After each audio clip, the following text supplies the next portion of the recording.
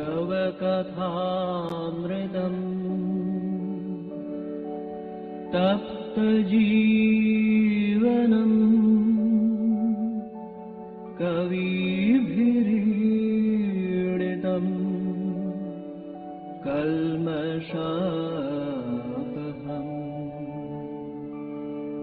श्रवणमङ्गलम् श्रीमदाततम् भुवि गृह्णन्ति ये भूरिदा जनाः भुवि गृह्णन्ति ये भूरिदा जनाः.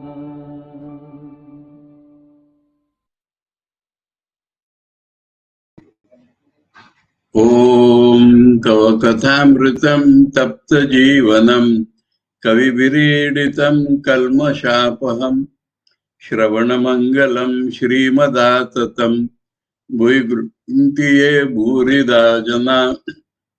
We are studying the Gospel of Sri Ramakrishna and we are in the conversations of April 12th, 1885. And we are on page 746 according to English book and 796 according to Bengali book. And now he has told several things of his sadhana life. All the experiences and so many types of sadhana. And we have yesterday thought, day before yesterday, that sadhana real happens when we become aware of our real nature and struggle to possess it, get it. Sri Ramakrishna's sadhana is the absolute ideal sadhana because now and then he was finding himself to be God in various ways. And so he wanted to get hold of this, to get a control over this. So that is the absolute real sadhana. And during that, how many experiences he used to get, that shows. Number one, all the scriptures are not theories. Vedanta is not an intellectual pursuit. Vedanta is the science of experiences. All scriptures talk of experiences. Number one. Number two, Sri Ramakrishna's experiences we may not get, but his experiences are acute, accurate, graphic, but our experiences should tally those experiences. They should be of that very type. And now we find two Girish, M and the others, have the nature of a child, that after all the sadhanas and before the sadhanas, he had assumed the Divine Mother as his mother. But what is the meaning of this child? That one must understand. In the Brihadaranyaka Upanishad, it is given that when one gets some knowledge, he loses all his desires. When that knowledge comes inside little more, he becomes a child. The meaning of this child is that egolessness. That is the only meaning. Not his ignorance. That is not the point. Innocence, which is the result of I-lessness. That also entails a straight-going child, no crookedness. So that is a child. And that is, Thakur says, it is my real nature. so that knowledge is already in him. And so he is egoless. So this egolessness is a principle of sadhana for everybody. I told you one day that Shankaracharya says, if we do sadhana with egoism, that sadhana is not going to succeed. So that sadhana will be like a widow, Shankara says. So that is his real nature. I have the nature of a child. Hridaya said to me, see the results, huh? Uncle, ask the mother for some occult powers. So he did not analyze at that time occult powers, good, bad, should I ask, should I not ask? Child, Hridaya told, do. He did. At once I went to the temple to ask her about them. Ask her about them. Not that I want them. That is the difference. The difference is that he went to ask the mother about them, what they are and what they are not. Should they be coveted or not? All this he wants to refer to the mother. He is a child. He did not accept Hridaya saying in toto, but Hridaya told him to seek powers. So he went to mother to know about those powers. That is the difference, mind you. At that time, God had put me in such a state that I had to listen to those who lived with me, but with his own chap. I felt like a child who sees darkness all around unless someone is with him. So, child does not rationalize, does not think. It depends upon somebody's help, God's help. I felt as if I should die unless Hridaya was near me. And Hridaya exploited this situation very much. You see, I am in that state of mind just now. So, because that is his real nature, he is talking about past, but that comes at that very point of time. So that proves it is his real nature. While I am speaking to you, my inner spirit is being awakened because he has been telling about his spiritual experiences, talking to others. So that real nature is coming up. He is not talking of somebody's experiences, what he has heard. He is talking of his own experiences. So that real nature has come in him. So another meaning, his experiences are not just some nonsensical, supersensuous experiences, not mystery mongering. That is not his business. His experiences are all of knowledge, of bordering on knowledge. And so, inner spirit is awakened. As Sri Ramakrishna uttered those words, he was on the point of plunging into samadhi and losing consciousness of time and space, beyond time and space. But he was trying with the utmost difficulty to control himself because he has to live within people and he wants to share everything with them. He said to the devotees in an ecstatic mood, I will see you. But I feel as if you had been sitting here forever. I don't recall when you came or where you are. So time and space sense is lost in that higher consciousness. So devotees are always sitting there. And where they are. So time and space both, consciousness lost. I still see you. That means I am not in samadhi. I still see you means I am not in samadhi. I am on a comparatively lower plane. But there is a difference. I am not in a plane like ordinary mortals. So that but means I am not like ordinary mortals. So he feels that you had been sitting here forever. I don't recall when you came or where you are. So time and space are gone. Still, he is maintaining his external consciousness to some extent. Sri Ramakrishna was silent a few minutes.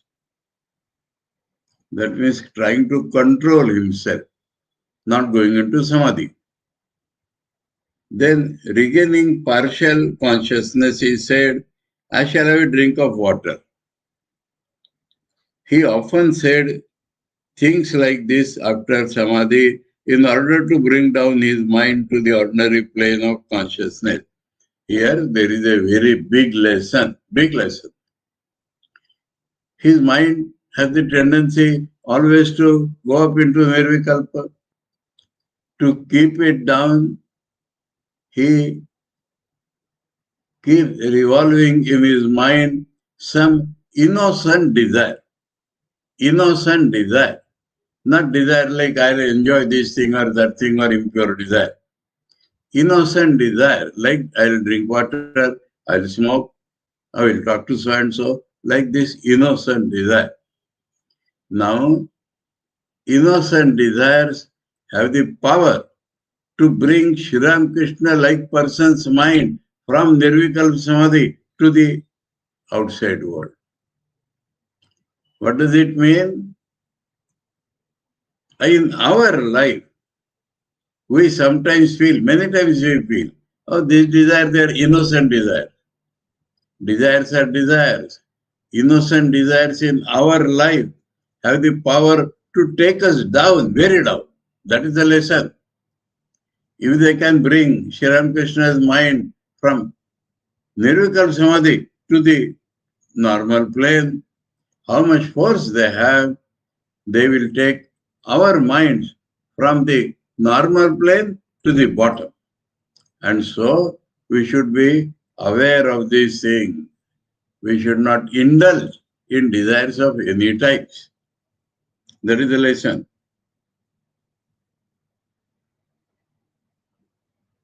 Girish was a newcomer and did not know this, so he started to bring some water.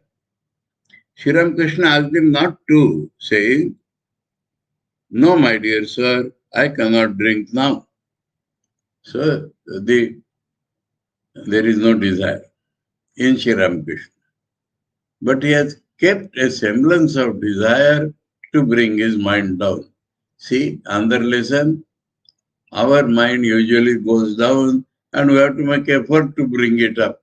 His mind has nature to go up and so it has to be brought down for talking with us. The master and the devotees were silent a while. Devotees are thinking, master is trying to bring his mind down. Sri Ramakrishna resumed the conversation. So now he has come to our plane.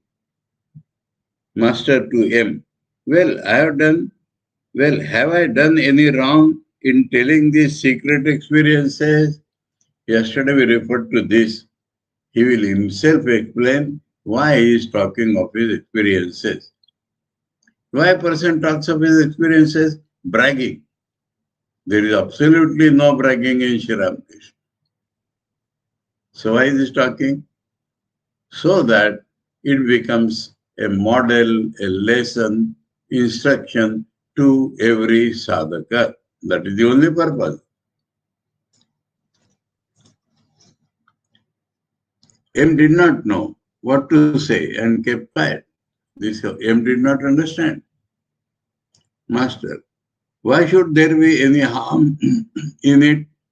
I have told these things to create faith in you all. Faith in two things. Faith in the spirituality, faith in the experiences of spirituality, and faith in Sri Ramakrishna as the absolute repository of all these powers, which is very useful to grow spiritually. After a while, I said to him very humbly, will you kindly bring him here? That does not go from his mind. He referred to Purna. I am hesitating. Yes, sir, I shall send for him this very moment. Hesitating means he has told Master that if Purna comes in assembly, you may praise him and then the report may go to his parents. But Sri Ramakrishna is telling point blank. So he says, I will send somebody. Master, eagerly. In Purna, I have reached the post. This is something important. He had seen in visions Mother telling him that these people are people of your inner circle, they have their last life and they will come to you. In them, Purna is the last. Does not mean others will not come, but in the previously seen people, Purna is the last. Now there is pun on that word. Purnam means complete, and Purnam is the name of this boy. So Purna comes, people coming to me, that will be completed. Not this completed, in English he has said, I have reached the post.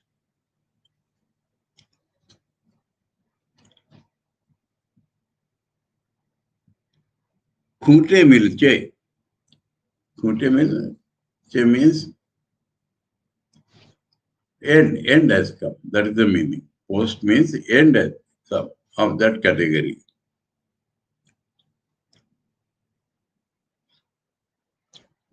Was Sri Ramakrishna hinting that Purna was perhaps the last devotee of his inner circle? So that is what Master Mahasaya thought. Sri Ramakrishna then described to Girish, M. and the other devotees his own experience of Mahabhava. It is said that only Radha and Chaitanya Mahaprabhu had experienced Mahabhava. So third person is Sri Ramakrishna. Master, to the devotees, my joy after that experience was equal to the pain I suffered before it. That is the very nature. In Christianity, such a state is called the dark night of the soul, after which the dawn will come. So, the suffering due to separation from God, separation from one's own real nature, is so acute in Sri Ramakrishna, and therefore the joy will be that much acute. The Mahabhava will come, but for that he has to suffer acute pain. Mahabhava is a divine ecstasy. It shakes the body and mind to their very foundation. Because this is a human body, and to contain that Mahabhava, it shakes the entire body. It is like a huge elephant entering a small hut. Small hut, huge elephant of power. The house shakes to its foundation. Perhaps it falls to pieces. So that is not going to happen in Sri Ramakrishna, but it shakes the foundation. The burning pain that one feels when one is separated from God is not an ordinary feeling. It is said that the fire of this anguish in Rupa and Sanatans scorched the leaves of the tree under which they sat. So, Chaitanya Mahaprabhu's disciples, they were feeling this viraha to some extent, and they sat on the ground. The heat would be so much that that ground will become burnt. So this is the description. I was unconscious 3 days in that state. I couldn't move. I lay in one place. When I regained consciousness, the Brahmani took me out for a bath. Brahmani Yogeshwari, Bhairavi Brahmani, who came to teach Sri Ramakrishna the tantric sadhanas, but she could understand this Vira because she had read in the books about Radha and Sri Chaitanya. Took me out for a bath, but my skin couldn't bear the touch of her hand. So my body had to be covered with a heavy sheet. Understood? This we had not known before. So hot, her touch could not bear.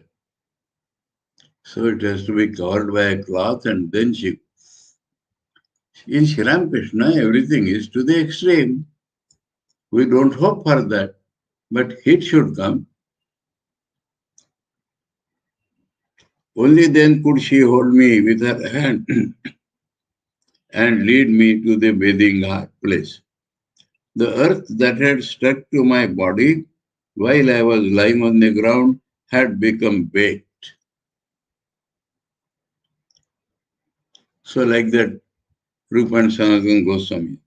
In that state, I felt as if a plowshare were passing through my backbone. Plowshare, that edged weapon which goes through the earth, that is going through his backbone.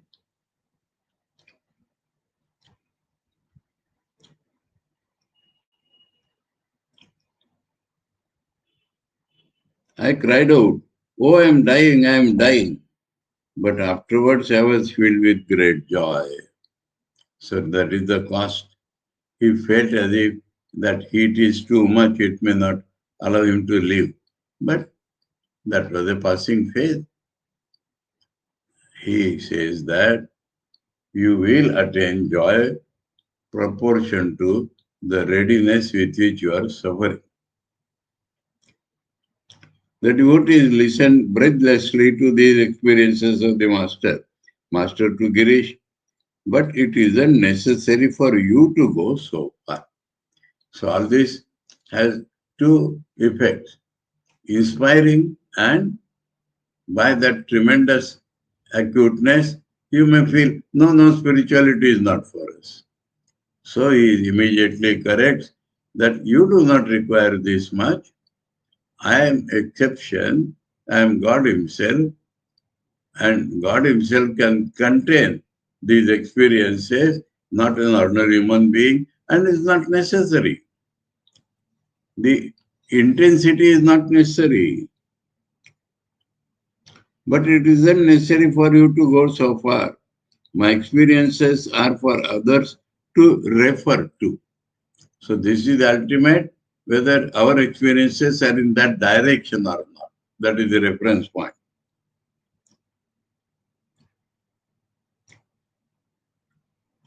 You busy yourself with 5 different things in the world. But I have one ideal only. I do not enjoy anything but God. This is what God has ordained for me, smiling. There are different trees in the forest, some shooting up with one trunk and others spreading out with 5 branches. It is one tree. Yes, my experiences are for others to refer to. Yes, repeats. If for others to repeat to, but again, but you may not have like that, but you should live in the world in a spirit of detachment. He's telling to all householders, spirit of detachment. That means this world does not belong to you. You do not belong to this world. You are living in the world, all right. But the world does not enter your mind. You are living there, that's all. And detachment.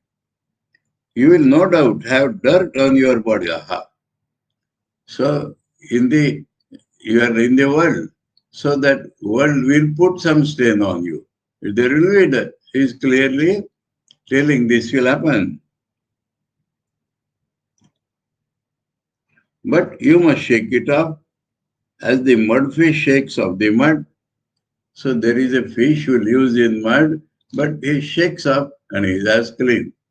So by spirit of detachment, whatever dirt comes on you, you should shake it off. That capacity the sadhak must have.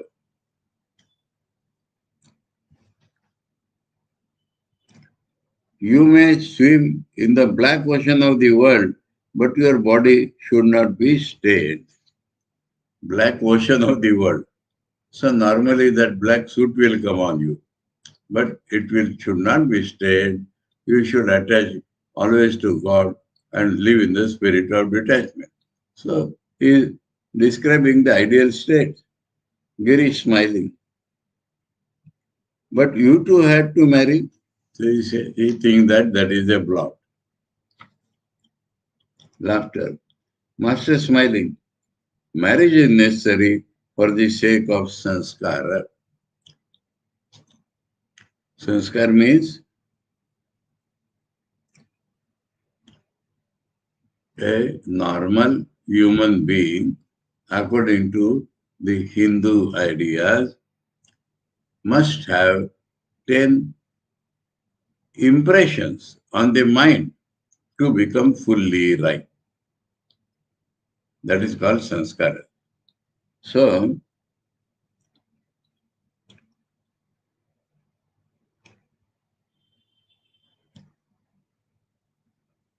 that is the Hindu idea.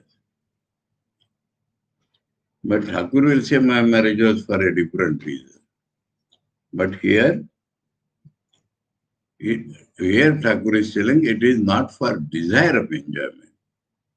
It is not for enjoyment, but for the full development of the personality. Shastra says one has to go through this.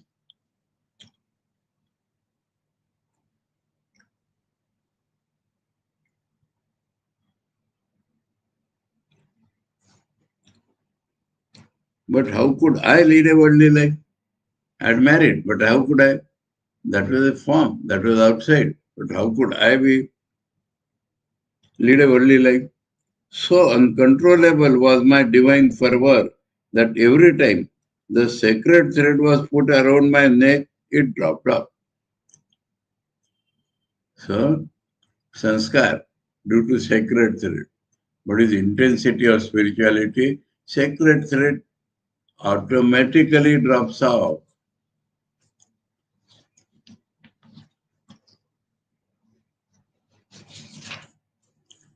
Some believe that Shukadeva also had to marry for the sake of sanskar.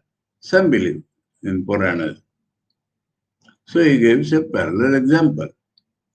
They say he even had a daughter for sanskar. All that. That means this is some Puranic concept. Woman and gold alone is the world that he comes by. That I do not have. It makes one forget God. Tendency to enjoy and tendency to accumulate means of enjoyment. But Girish, but how can we get rid of woman and gold?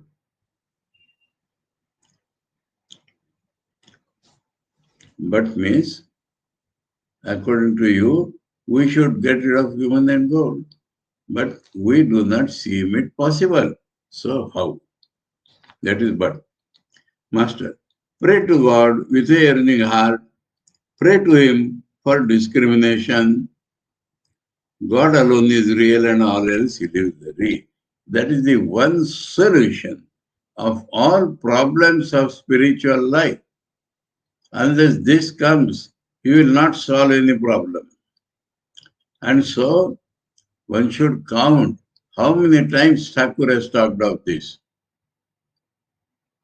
To everyone, maybe householder or sannyasi does not matter. This is discrimination. So pray to God for discrimination. Means pray to God to fill my mind with the idea that God alone is real, everything else is illusory.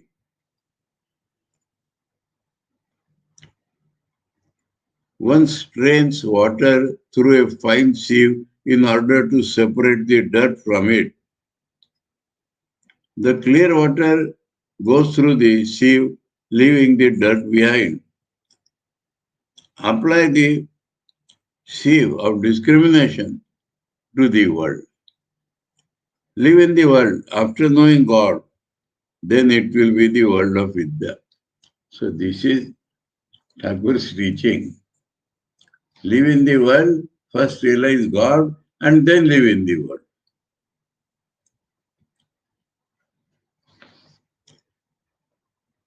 Then it will be the world of Vidya.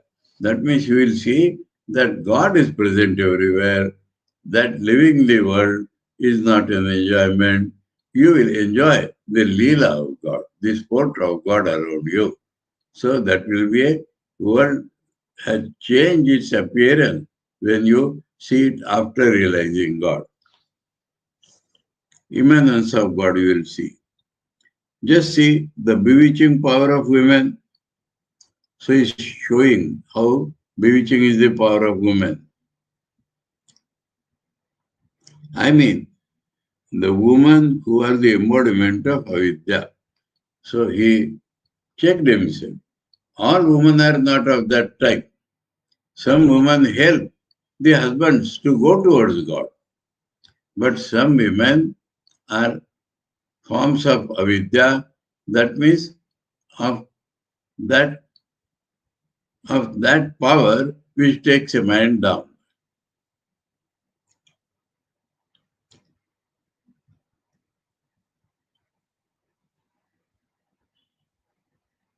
The power of delusion. Avidya, the power of delusion. They fool man as it were. Man becomes deluded. They fool. They take away their inner substance. When I see a man and woman sitting together, I say to myself, alas, they are done for. Looking at him, Haru, such a nice boy, is possessed by a witch. People ask, where is Haru? Where is he?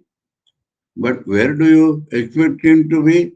They all go to the banyan and find him sitting quietly under it. He no longer has his beauty, power, or joy. He is possessed by the witch that lives in the banyan. This is an external example. If a woman says to her husband, go there, he at once stands up, ready to go. If she says, sit down here, immediately he sits down. So power of woman, avidya woman is being shown on men.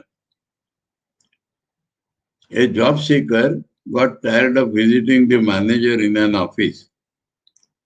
He couldn't get the job. The manager said to him, there is no vacancy now, but come and see me now and then. This went on for a long time, and the candidate lost all hope. One day he told his tale of woe to a friend. The friend said, how stupid you are. Why are you wearing away the soles of your feet going to that fellow? You had better go to Gulab. Gulab, rose flower. Gulab, name of a woman. Gulab, the name of a kept woman, like prostitute, to a man, that managers. You will get the job tomorrow. If you go to a woman and appeal to her, if she tells the manager, then there will be a vacancy.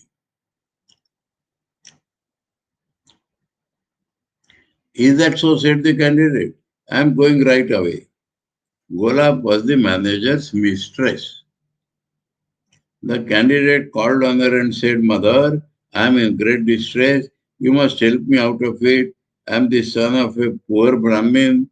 Where else shall I go for help, Mother? I have been out of work many days. My children are about to starve to death. I can get a job if you but say the word. Golab said to him, Child, whom should I speak to? She said to herself, the poor Brahmin. He has been suffering too much. The candidate said to her, I am sure to get the job if you just put in a word about it to the manager. Gulab said, I shall speak to him today and settle the matter. The very next morning, a man called on the candidate and said, you are to work in the manager's office beginning today. So, the manager said to his English boss, this man is very competent. I have appointed him. He will do credit to the firm. All because the prostitute told that name. Oral delivered by woman and gold, but I do not care for it at all. And I swear to you that I do not know anything but God. So that is the model. A devotee. Sir, a new sect named Navahallol has been started. Lily Chatterjee is one of its members. Master, there are different views. All these views are but so many paths to reach the same goal. But everyone believes that his view alone is right, that his watch alone keeps correct time. That is wrong. Fanaticism is wrong, otherwise views are paths. Girish to M. Girish is talking to M. Huh? Do you remember what Pope says about it? English poet, huh? It's with our judgment as our watches. None go just alike, yet each believes his own. Similarly, our judgments are individual judgment. The two people judgment does not tally, just like the watches. So different opinions, not telling with each other. M. Everyone thinks that his own watch keeps the correct time, but different watches do not give the same time. Master. But however wrong the watches may be, the sun never makes a mistake. One should check one's watch with the sun. A devotee. Mr. X tells lies. Master. Truthfulness in speech is the tapasya of the Kali Yuga. Important thing, huh? In Kali Yuga, the values have got reversed. And so, to speak truth has become a great difficulty. So, to stick to truth is tapasya in Kali Yuga. Why Kali Yuga is mentioned? In other yugas, to keep to truth was not difficult. That is the meaning. Not that truth did not have the value. Truth has the value eternally. But in previous ages, it was not difficult to keep to truth. Now the values are all reversed and it becomes extremely difficult to keep truth. And so, truth is a tapasya in Kali Yuga.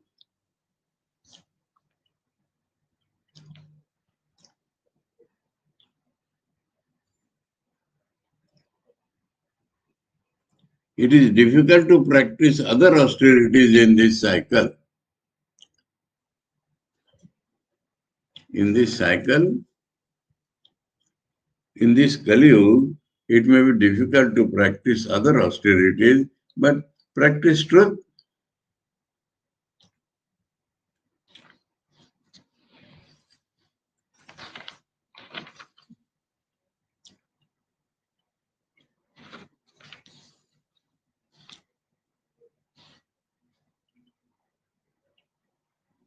Oh, 1 minute. Huh? Why I missed a line? Huh? I missed a line, please. When Girish told to M that Pope's poem, Master asked to M, what does it mean? And then M explained that. Everything, watch and all that. Okay.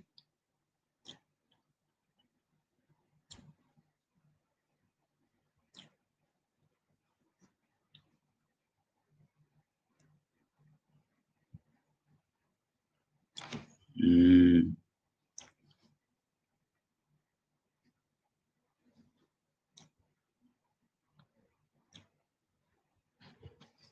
So, two things. In other ages, it was not difficult to keep to truth. It is difficult now. That is one thing. But there are other reasons also. That in this yuga, it is difficult to practice other austerities. So truth itself is austerity, both sides.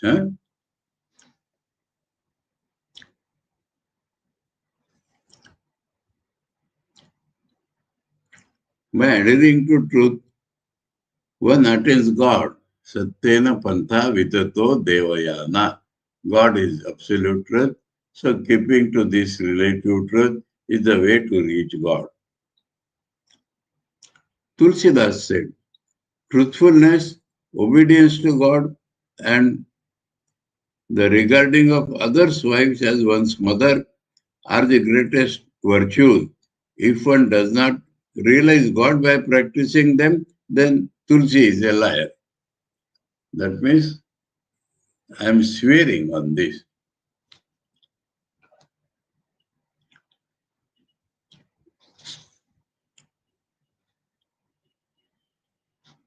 Satyakatha, Adhinata, Parasri Matru Saman. Adhinata, obedience to God, not to XYZ.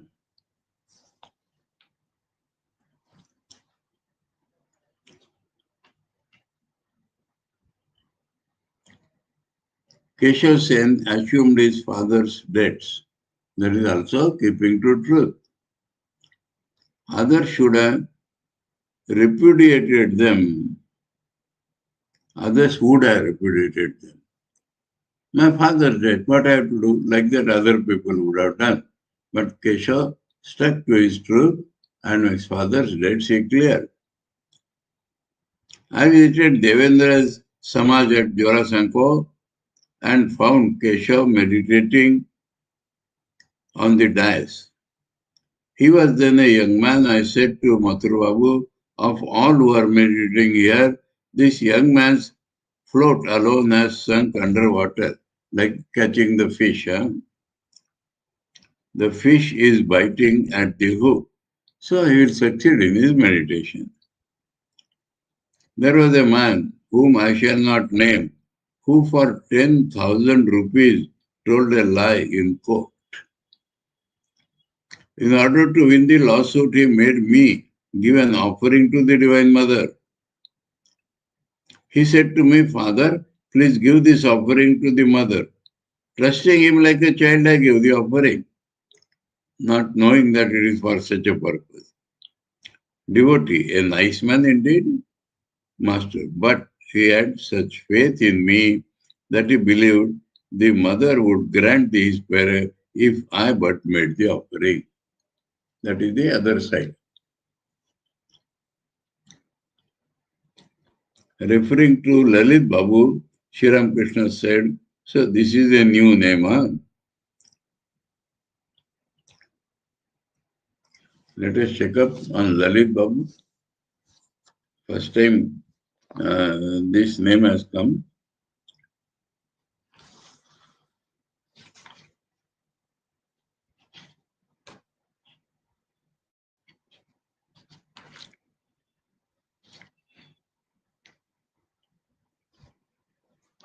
No, its name does not appear in Lakhi Didi, Lakhi Narayan Latu,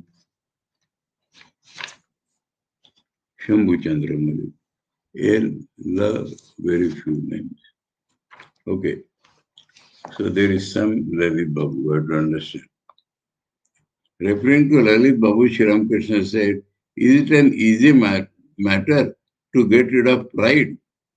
There are very few who are without pride. Balaram is one of them, pointing to a devotee. And here is another, maybe Master Mashyana. Other people in their position would have swelled with pride. They would have parted, they would have patted their hair and showed other traits of tamas. They would have been proud of their learning. The fat Brahmin, referring to Prana-Krishna, still has a little of it. So his vision is clear. He is telling about everybody. To M. Mahima Chakravarti has read many books, hasn't he? And yes, sir. He has read a great deal. Master smiling. I wish he and Girish could meet. Then we could enjoy a little discussion. Thakur always liked discussion leading to nature of God. Vade vade jayate tattva bodha, if purposefully done. Girish smiling. Doesn't he say, by means of sadhana, all people can be Shri Krishna? Girish was present. In his presence, Thakur is telling. So Girish has heard about Mahima, so he talks like that. Master, not exactly that, but something like it. Devotee, sir, can all be like Shri Krishna? Master, an incarnation of God or one born with some of the characteristics of an incarnation is called an Ishwar Koti. An ordinary man is called a Jiva or Jiv Koti. By dint of sadhana, a Jiv Koti can realize God, but after Samadhi, he cannot come back to the plane of relative consciousness. Jiv Koti disappears, dissolves.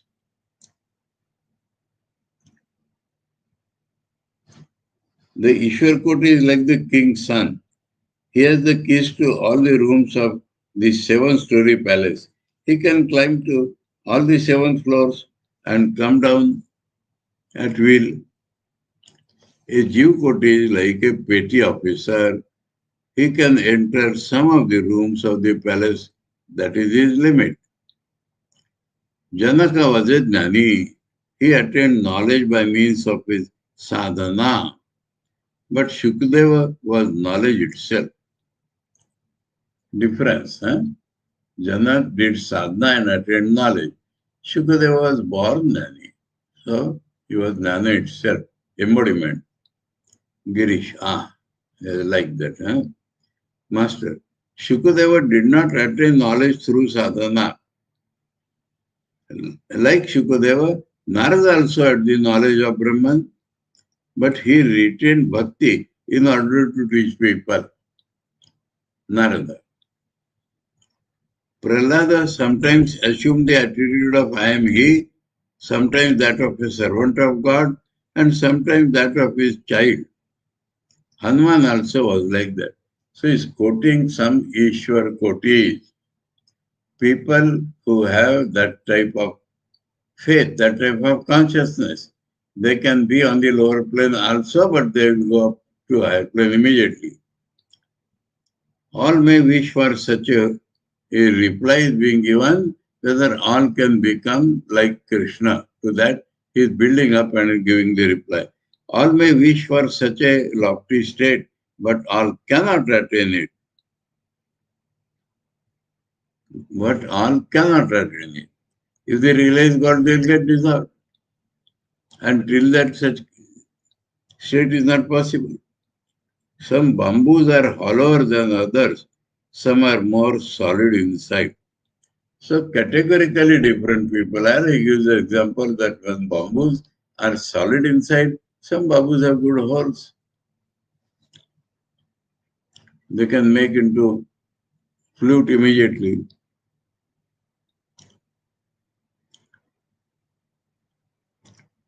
A devotee, you say that your spiritual experiences are for others to refer to. Tell us what we should do. Refer to that, but what should be our practice? Master, if you want to realize God, then you must cultivate intense dispassion. If you don't want to realize God, why come to me? So what a man should do depends upon the goal of life. If you want to realize God, you must have dispassion. Discrimination is some intellectual thinking. Dispassion is the feeling associated with that.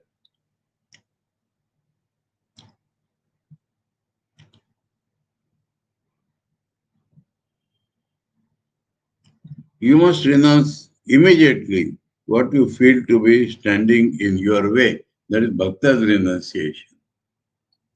Jnani renounces the world. Bhakta lives in the world. But that which obstructs his path to God, that he renounces mercilessly.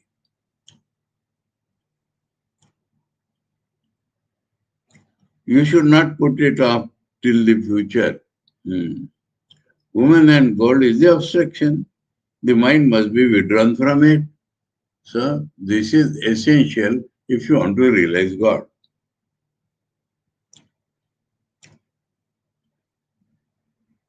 One must not be slow and lazy. A man was going to bed. He had his towel on his shoulder. His wife said to him, "You are worthless. You are getting old and still you cannot give up some of your habits. You cannot live a single day without me. But look at that man. What a renouncer is he?" Husband. Why? What has he done? Wife. He has 16 wives and is renouncing them one by one. You will never be able to renounce. Husband. Renouncing his wife one by one. You are crazy. He won't be able to renounce. If a man wants to renounce, does he do it little by little? Wife smiling. Still he is better than you. Husband, you are silly. You don't understand. He cannot renounce, but I can. See, here I go. So he shows the real spirit of renunciation. It is not to be procrastinated, not to be kept for future. Now, the master continued. That is called intense renunciation. No sooner did the man discriminate than he renounced. He went away with the towel on his shoulder. He didn't turn back to settle his worldly affairs. He didn't even look back at his home. So, an ideal of common man, how he can renounce, is being shown. He wants to renounce needs great strength of mind. He must have a daredevil attitude like a dacoit. Before looting a house, the dacoit shout, "Kill, murder, lord, loot." So that spirit should be there, that force, quantum jump. So that is necessary for renouncing. Cultivate devotion and love of God and so pass your days. So what shall we do? One side has been shown, discrimination, dispassion, real dispassion. Now the other side is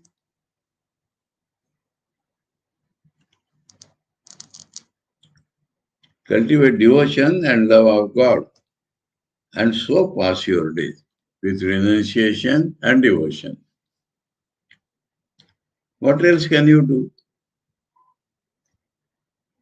That means you cannot be like me. So you can do this much. That is essential. When Krishna went away, Yashoda became insane with grief and visited Radha. Radha was moved by her sorrow and appeared before her as Adya Shakti. Radha, Yashoda, Krishna's foster mother, holds Radha in great esteem. And her separation from Krishna, that pain, will be reduced if she goes to Radha. But Radha showed herself as the primordial power. She said, "My child," to Yashoda, "ask a boon of me." Yashoda replied, "Mother, what else shall I ask of you? Bless me that I may serve Krishna alone with my body, mind, and speech, that I may behold his devotees with these eyes, that I may go with these feet to the place where his divine sport is manifested, and that I may serve him and his devotees with these hands. So, body, mind and speech. So this is all my body. And that I may devote all my sense organs in his service only. So this is the prayer. Good. As Sri Ramakrishna uttered these words, he was about to go into ecstasy. Suddenly he exclaimed, Kali, the embodiment of destruction. No, Nitya Kali. We'll take it up tomorrow. This is a sort of a different idea is coming. Om Tava Kathāmritam Tapta Jivanam Kaviviridhitam Kalmashapaham Shravanamangalam Shrimadaatatam Bhui Grunanti Ye Bhurida Jana Om Shanti Shanti Shanti Hari Om Tat Sat Sri Ramakrishna Arpanamastu.